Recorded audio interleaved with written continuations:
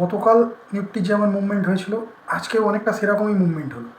মানে যে বুল রানটা দিচ্ছিল সেই বুল রানটা হলো না, অতটা বুল রান হলো না, কিন্তু মার্কেট পড়লও না। বুলিশ একটা বায়াস নিয়ে রেঞ্জ বাউন্ড মার্কেট থাকলো। গতকালও ছিল, আজকে যেটা হয়েছে আজকে ওরকমই হয়েছে। আজকে তো মার্কেট প্রথমে খানিকটা পড়ে গেল, তারপর উঠে গেল। অনেকে বলছে এটা যে জম্মু কাশ্মীরে যে জঙ্গি হামলা হয়েছে তার রিটালিয়েশনে ভারতীয় বাহিনী পাকিস্তানে হামলা করতে পারে, সেই আশঙ্কায় বাজার আজকে একটু ওঠেনি, বাজারে বুলরানটা হয়নি। সেটা হতে পারে, সেটা ওইভাবে তো বলা যায় না যেটার জন্যই হয়েছে। তবে 24,000-এর ওপরে ক্লোজিং দিয়েছে আজকেও। 24,000-এর ওপরে যতক্ষণ ক্লোজিং দিচ্ছে চিন্তার কোনো কারণ নেই, মার্কেট বুলই থাকবে।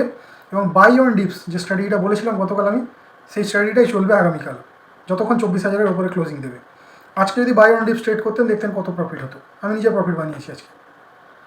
তো 24,000-এর ওপরে ক্লোজিং মানে বাই অন ডিপ স্ট্র্যাটেজি চলবে, আর কিছু দেখা দরকার নেই। 24,000 নিচে ক্লোজিং হলে তখন ভাবা যাবে কী করা যায়।